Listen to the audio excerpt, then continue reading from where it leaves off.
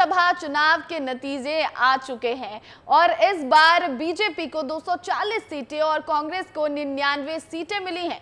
दोनों ही पार्टियां बहुमत के आंकड़े से दूर हैं। हालांकि बीजेपी के नेतृत्व वाली एनडीए को 293 सीटें मिली हैं, वहीं इंडिया ब्लॉक को 233 सीटें मिली हैं। अब बीजेपी को दूसरे दलों के साथ सरकार बनानी होगी।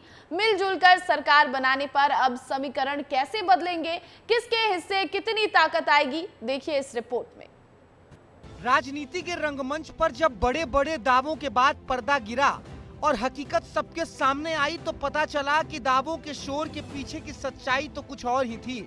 अब की बार 400 पार के नारों और दावों के पीछे जब गिनती शुरू हुई तो नारा कुछ यूं बज गया कि अब की बार सिर्फ नैया पार और मिलकर बनानी पड़ेगी सरकार। अब जब सत्ता का बंटवारा होना लगभग तय हो गया है तो ये जानना भी जरूरी हो जाता है कि बंटवारे में किसको क्या मिलेगा, इस बंटवारे में कौन मालामाल होगा और सबसे बड़ी बात कि राजनीतिक समीकरण किस तरह और कितनी तेजी से बदलेंगे। तो आइए इस पर आपको विस्तार से बताते हैं कि 2024 लोकसभा चुनाव के परिणाम अपने पिटारे में क्या कुछ भर कर लाया है। 2024 के नतीजे एक बात तो स्पष्ट बताते हैं कि एनडीए की सरकार अगर अब बनी तो पहले घटक दलों यानी कि सहयोगी दलों की ताकत में भारी इजाफा होने वाला है। जैसे कि बिहार में जनता दल यूनाइटेड यानी नीतीश कुमार की पार्टी और आंध्र प्रदेश में चंद्रबाबू नायडू की तेलुगु देशम पार्टी दोनों ही किंग मेकर के रूप में उभरी है। और ये तो जगजाहिर सत्य है कि राजा से बड़ा राजा राजा को बनाने वाला होता है। नीतीश कुमार जो कि कई बार पाला बदलने के कारण कुछ हद तक रोष का सामना कर रहे थे, अब उनकी अहमियत बढ़ गई है। अब वो किंग मेकर हैं और ऐसे में भाजपा का जो उनके ऊपर दबाव था अब वो नहीं रह जाएगा। नीतीश पर भाजपा का संदेह और शक बेशक बना रहेगा, लेकिन बीजेपी ने इसका कोई स्थायी इलाज भी अब तक नहीं ढूंढा है। नीतीश कुमार के अलावा चंद्रबाबू नायडू का भी सत्ता में दखल बढ़ जाएगा। आंध्र प्रदेश से विधानसभा चुनावों के नतीजे भी घोषित हो गए हैं और वहां भी टीडीपी को बहुमत मिला है। तो कुल मिलाकर दोनों ही फ्रंट पर तेलुगु देशम पार्टी और चंद्रबाबू नायडू मजबूत हैं और उन्हें राष्ट्रीय लेवल पर अब नीतीश जितना ही पावरफुल समझा जाना चाहिए। हालांकि इन सब के बीच एक और बात तय है कि बीजेपी के लिए अब चंद्रबाबू नायडू गले की फांस बनकर रहेंगे, जिनको साथ रखना भी कठिन होगा और छोड़ देना तो असंभव। हालांकि पूर्व प्रधानमंत्री अटल बिहारी वाजपेयी का ये मत होता था कि सरकार पूर्ण बहुमत की होनी चाहिए, लेकिन इस बार के चुनाव नतीजों में ये संभव होता कहीं से भी नहीं दिख रहा। इसलिए घटक दलों की महत्ता तो निश्चित तौर पर बढ़ गई है। दूसरा समीकरण जो गौर करने लायक है वो ये है कि बीजेपी में अब राष्ट्रीय स्तर पर बड़े बदलाव होने के चांसेस बढ़ गए हैं। मध्य प्रदेश, छत्तीसगढ़ और राजस्थान चुनावों के समय से ही लोकसभा की तैयारी शुरू कर देने वाली बीजेपी को निश्चित तौर पर इस बार परिणाम वैसे नहीं मिले जैसी उनको उम्मीद थी। लेकिन एक और ट्रेंड को समझना बहुत जरूरी है। लंबे समय साझा सरकार चलाने वाली कांग्रेस अधिकतर राज्यों में कमजोर इसलिए हो गई क्योंकि दिल्ली में सरकार बनाने के लिए उसको घटक दलों के राज्यों में जैसे पश्चिम बंगाल हो या महाराष्ट्र हो दखल अंदाजी को कम करना पड़ा था। यही कारण है कि वहां धीरे धीरे घटक दल मजबूत होते गए और कांग्रेस का कैडर कमजोर होता गया। ठीक उसी तरह इस चुनाव परिणाम के बाद ये बात तो तय है कि बीजेपी को भी अब अलग अलग राज्यों में अपने सहयोगियों को साथ लेकर ही चलना पड़ेगा। साझा सरकार चलाने के लिए अब भाजपा को बिहार में नीतीश कुमार और आंध्र में चंद्रबाबू नायडू जैसे नेताओं को न सिर्फ रोज खुश करना होगा बल्कि इन राज्यों में अपने हस्तक्षेप को भी कम करना पड़ेगा। हालांकि इन तमाम समीकरणों के बीच एक और बात ध्यान देने योग्य है कि इस चुनाव परिणाम के बाद बीजेपी जिस तरीके से पहले सदन में नए नए कानून आसानी से पास कर देती थी, अब उन तमाम कानूनों को पास करने से पहले बीजेपी को अपने सहयोगियों को भी साथ लेने की जरूरत पड़ेगी। तो 2024 के चुनाव परिणाम और इन तमाम समीकरणों को समझने के बाद एक और बात तय हो जाती है कि अब बीजेपी के अन्य वरिष्ठ नेताओं की राय और उनकी मौजूदगी को भी बीजेपी के अंदर और सरकार के अंदर बल मिलने वाला है। ब्यूरो रिपोर्ट, विस्तार न्यूज। तो लोकसभा चुनाव 2024 के लिए हुई मतगणना में उत्तर प्रदेश में बीजेपी को करारा झटका लगा है। प्रदेश की 80 सीटों में से बीजेपी को सिर्फ 32 सीटों पर ही जीत मिल पाई है। सपा 38 सीटों पर विजय के साथ सूबे की सबसे बड़ी पार्टी बनकर उभरी है, तो वहीं कांग्रेस को 6 सीटों पर जीत मिली है। उत्तर प्रदेश का समीकरण समझते हैं इस रिपोर्ट से।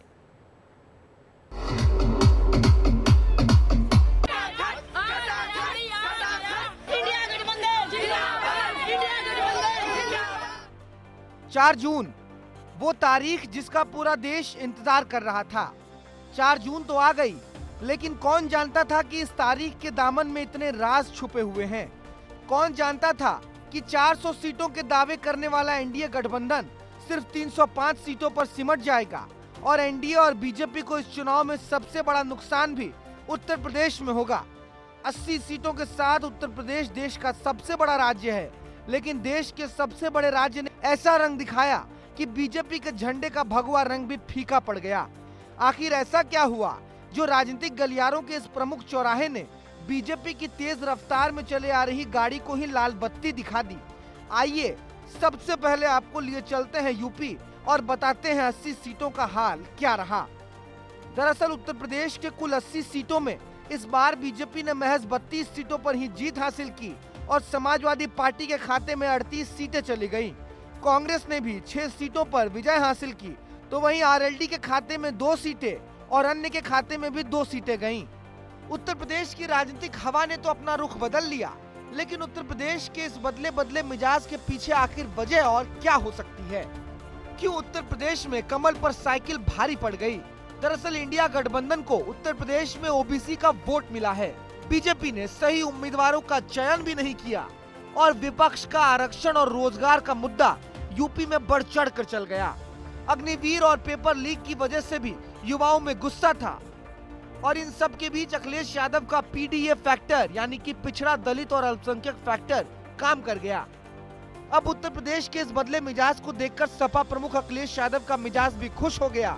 यूपी के तबीयत खुश कर देने वाले रिजल्ट को देखकर इंडिया खेमे की तरफ से बधाइयों का तांता लग गया है और इंडिया ब्लॉक के बड़े बड़े नेताओं ने सोशल मीडिया और मीडिया के जरिए अपनी खुशी भी जाहिर की। मैं तो पहले कहूंगा, ये जो रिजल्ट है जनता की रिजल्ट है और ये जनता की जीत है और लोकतंत्र की जीत है। रुझान आ रहे हैं उनसे स्पष्ट है कि भाजपा को जनता ने नकार दिया है। भाजपा 230 से 240 के बीच में आ गई, यानी कि उनको स्पष्ट बहुमत नहीं मिला। ये गांधी परिवार और यहाँ की अमेठी की जनता की जीत है। अब उत्तर प्रदेश के सारे समीकरण और मायनों को समझाने के बाद आपको सूबे की 2 हॉट सीट की सैर पर लिए चलते हैं। हम बात कर रहे हैं अमेठी और रायबरेली की। रायबरेली और अमेठी में कांग्रेस ने ऐसी वापसी की है कि बड़े बड़े राजनीतिक पंडित के सिर भी चकरा गए हैं।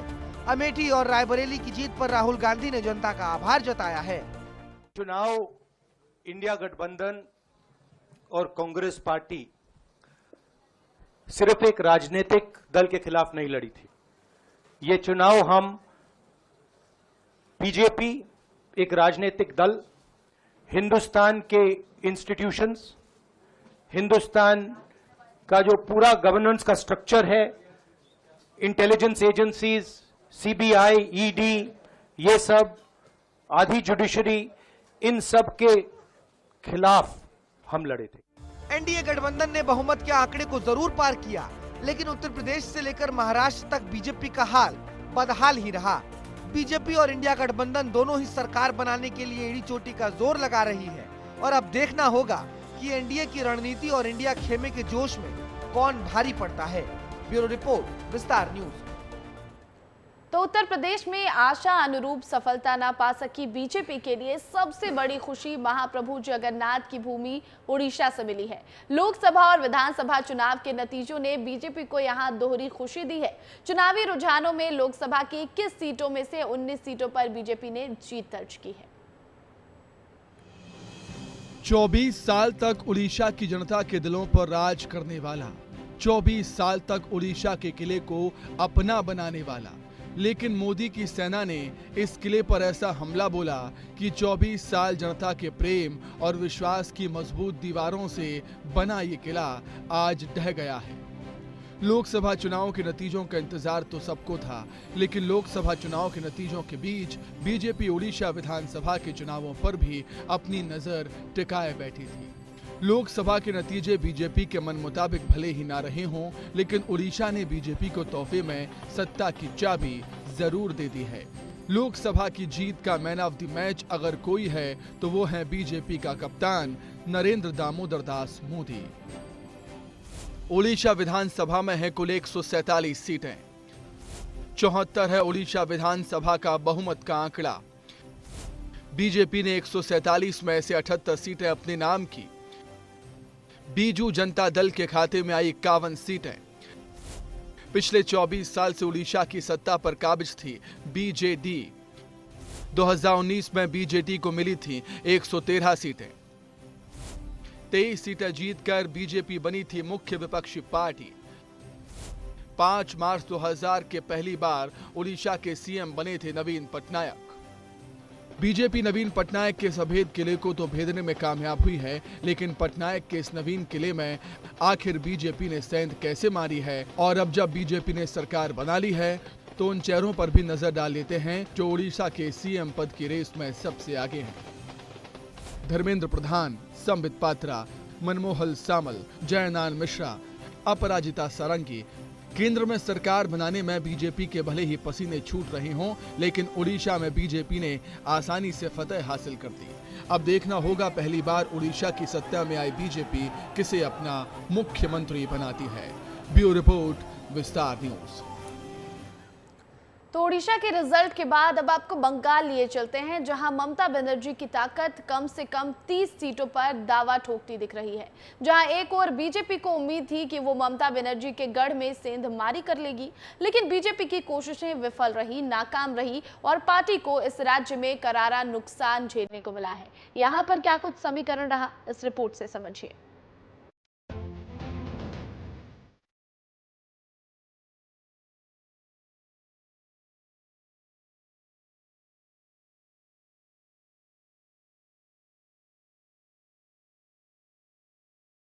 इश्क और जुनून, ये दोनों विश्लेषण बंगाल की राजनीति पर बिल्कुल सटीक बैठते हैं, क्योंकि ममता दीदी बंगाल को जितना इश्क करती हैं, शायद वहां की जनता भी अपनी दीदी के प्रति उतना ही जुनून रखती है। 2024 के आम चुनाव बीजेपी के लिए किसी चक्रव्यूह से कम नहीं रहे, क्योंकि 2014 के बाद ये पहली मर्तबा होगा जब बीजेपी विपक्ष के बनाए हुए प्लान पर चलती गई और अंत आते आते उसे पता ही नहीं चला कि कैसे वो विपक्ष के बुने हुए जाल में बुरी तरह फंस गई। बंगाल में ममता दीदी का जादू ऐसा सिर चढ़कर बोला कि बीजेपी के राज्य से लेकर केंद्र तक के बुद्धिजीवी भी इस हार को पचा नहीं पाए।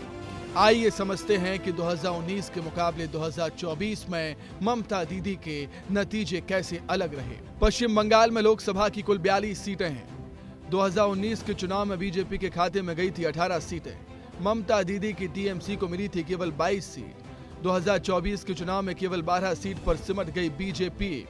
ममता दीदी के नाम गई सूबे की 29 सीटें। 2019 के मुकाबले बीजेपी को बंगाल में 6 सीट का नुकसान हुआ। टीएमसी को 2024 में हुआ 7 सीट का फायदा। अब थोड़ी सी रोशनी प्रदेश की सबसे हॉट सीट संदेश खाली पर भी डाल लेते हैं। बशीरहाट लोकसभा सीट का हिस्सा है संदेश खाली। बशीरहाट से नूरुल इस्लाम है टीएमसी कैंडिडेट। संदेश खाली की पीड़ित रेखा पात्रा है बीजेपी की उम्मीदवार। रेखा पात्रा को टिकट देकर बीजेपी ने खेला था इमोशनल कार्ड। बीजेपी के इमोशनल कार्ड पर भारी पड़ गया दीदी का जादू। नूरुल इस्लाम ने 3 लाख से ज्यादा वोटों से जीती संदेश खाली सीट। अब जरा ये भी समझ लेते हैं कि मोदी की मैजिक के सामने दीदी का करिश्मा हावी कैसे हो गया। पश्चिम बंगाल की 27% आबादी मुस्लिम है। मुस्लिम वोट पाने में मात खा गई बीजेपी। एंटी इनकम्बेंसी फैक्टर ने निभाई अहम भूमिका। बीजेपी को एंटी बंगाली भावनाओं का झेलना पड़ा नुकसान। बीजेपी के पास बंगाल में बड़े प्रभावी चेहरे की कमी है।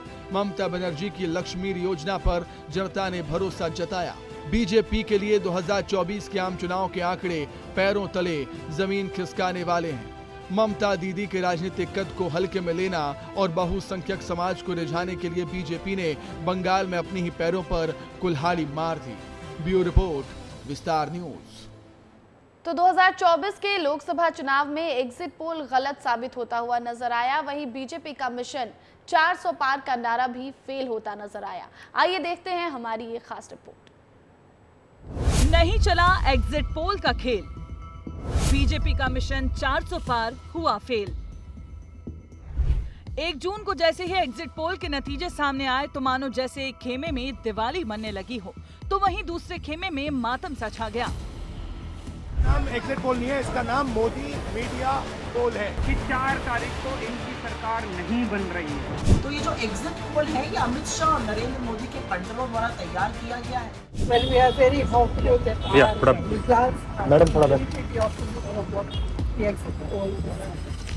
तो चलिए आपको सबसे पहले एग्जिट पोल के इतिहास से रूबरू कराते हैं। भारत में 1957 में एग्जिट पोल की शुरुआत हुई थी। Indian institute of public opinion ने एग्जिट पोल का पहला सर्वे किया था। 1980 और 1984 में एग्जिट पोल किया गया था। औपचारिक तौर पर साल 1996 में पहली बार एग्जिट पोल की शुरुआत हुई। 1998 में पहली बार किसी निजी चैनल के लिए एग्जिट पोल किया गया। 1998 के बाद एग्जिट पोल चलन में आया। अब इतिहास के बाद आपको ये भी समझाते हैं कि आखिर एग्जिट पोल के आंकड़े कब सटीक साबित हुए हैं। 2004 में ज्यादातर एग्जिट पोल ने बीजेपी के खाते में 240 से 250 के बीच सीटें दिखाई थी, लेकिन वास्तविक आंकड़े इससे उलट थे और बीजेपी सिर्फ 181 सीटों पर सिमट गई थी। 2004 की ही तरह 2009 में भी एग्जिट पोल ने कांग्रेस के खातों में लगभग 200 सीटों का अनुमान लगाया था, लेकिन कांग्रेस को 262 सीटें मिली थी। 2004 और 2009 के बाद एग्जिट पोल की किस्मत भी पलट गई और चाणक्य ने बीजेपी की झोली में 336 सीटें डाली और बीजेपी को 340 सीटें मिली थी। 2014 की ही तरह 2019 में भी एग्जिट पोल सही साबित हुए और अनुमानित आंकड़ों के पास ही असल नतीजे रहे, लेकिन इस बार एग्जिट पोल पूरी तरह गलत साबित हुआ है। कुछ एजेंसीज ने एनडीए को 400 सीटें मिलने का दावा किया था। कहीं भी कांग्रेस को 250 पार नहीं बताया था, लेकिन हुआ इसका उलट। बीजेपी 300 पार नहीं कर सकी, वहीं कांग्रेस एग्जिट पोल के दावे को झुठलाते हुए आगे निकल गई। ब्यूरो रिपोर्ट, विस्तार न्यूज। तो वहीं छत्तीसगढ़ में बीजेपी ने बम्पर जीत हासिल की। कई बड़े बड़े नेता, और जब हम कह रहे हैं बड़े नेता तो बहुत ही बड़े नेता, ऐसे नेता जिन्होंने प्रदेश की बागडोर तक संभाली हुई है, वो तक बीजेपी के आगे धाराशायी हो गए। लेकिन छत्तीसगढ़ की एक सीट ऐसी है जहां ना मोदी मैजिक काम आया और ना ही बीजेपी के कोई समीकरण काम आए। इस सीट पर कांग्रेस ने अपना परचम लहराया। तो कौन सी है वो एक सीट और क्यों बीजेपी के हाथ में वो सीट नहीं लगी, देखिए हमारी इस खास रिपोर्ट में।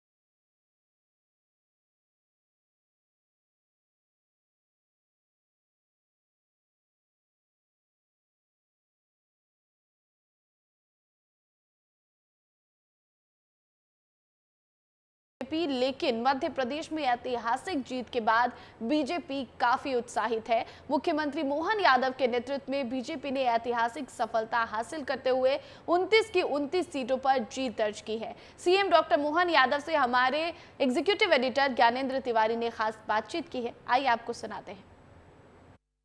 देखिए, लोकसभा का चुनाव है ये, और मध्य प्रदेश के मुख्यमंत्री लोकसभा चुनाव में जितने राज्यों को कवर कर आज मध्य प्रदेश के सीएम हाउस में बैठे हैं, मुझे नहीं लगता कि इतने राज्यों में मध्य प्रदेश के नेता इससे पहले जाकर चुनाव प्रचार किए हों और सरकार बनने के इतने कम वक्त में पूरे देश में आपका जहां जहां दौरा रहा डॉक्टर मोहन यादव जी, वहां वहां विस्तार न्यूज़ पहुंचा। बहुत बहुत धन्यवाद आपका विस्तार न्यूज़ को समय देने के लिए। आपका भी अभिनंदन है और ये विस्तार का विस्तार होता रहे, मेरी शुभकामना है। पूरे देश में आपका चैनल नंबर 1 का चैनल बने। मैं उम्मीद करता हूँ कि इस प्रकार से आपकी और आगे विस्तार की अपनी गतिविधि आगे बढ़े। पूरे देश में आपका दौरा हुआ और जहाँ जहाँ दौरा हुआ हम लगातार आपको देखा, हम विस्तार न्यूज़ ने दिखाया दर्शकों को, जहाँ आप जा रहे थे, रोड शो कर रहे थे, भाषण दे रहे थे। तेलंगाना भी आप गए, महाराष्ट्र भी आप गए, दिल्ली में आपका रोड शो हुआ। जो आपने देखा या जो आपने महसूस किया, क्या नतीजे उसी के इर्द गिर्द आ रहे हैं या फिर आपको लगता है थोड़ा और इंतजार करना चाहिए? नहीं, निश्चित रूप से उसी तरह से आए। जब हमने हर जगह आह्वान किया और जनता में भी एक उसका रिफ्लेक्शन आया, फिर एक बार मोदी सरकार तो हमने देख रहे हैं, फिर एक बार मोदी सरकार। कल तक तो ये एग्जिट पोल के नतीजे खराब बता रहे थे, पूरे मीडिया को पता नहीं क्या क्या गालियां दे रहे थे। ये कह रहे थे किसी हालत में मैं राहुल गांधी कह रहा हूँ कि 4 जून के बाद मोदी जी प्रधानमंत्री नहीं बनेंगे। क्या हुआ उस बात का? फिर बन रहा है मोदी जी प्रधानमंत्री।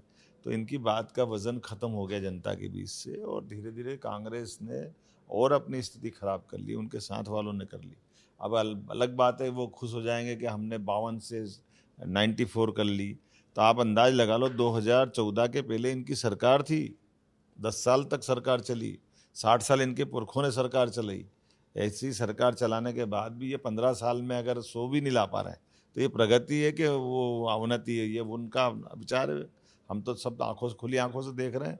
पहली बार यशस्वी प्रधानमंत्री श्रीमान नरेंद्र मोदी जी पूर्ण बहुमत के पूर्ण गैर कांग्रेसी सरकार अपनी बलबूते पर एनडीए सरकार बनकर के तीसरी बार शपथ लेने जा रहे हैं। डॉक्टर साहब, उत्तर प्रदेश और पश्चिम बंगाल, आपको लगता है जो फिगर था 400 का आंकड़ा दिया था बीजेपी ने, उत्तर प्रदेश और पश्चिम बंगाल आपको लगता है थोड़ा सा उम्मीद के मुताबिक नहीं मिले? यही खूबसूरती है कि कभी क्या मैं नहीं समझ सकता कि वहाँ क्या परिस्थिति हुई होगी, लेकिन ऐसा है कि सबकी सब सीट तो कभी जीत ही नहीं सकता ना कोई।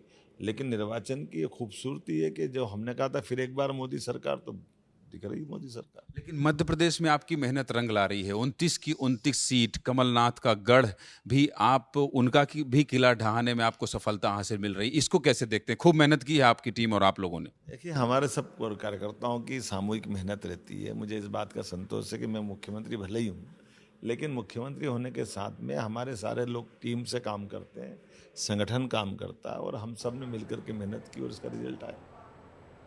तो देखिए, मध्य प्रदेश में भले ही बीजेपी ने क्लीन स्वीप कर दिया हो, लेकिन पूरे देश की अगर बात कर ले तो बीजेपी बहुमत का आंकड़ा भी पार नहीं कर पाई। लेकिन एनडीए के पास अभी भी बहुमत का आंकड़ा है। अब सबकी नजरें जो हैं वो सरकार बनाने पर टिकी हुई हैं।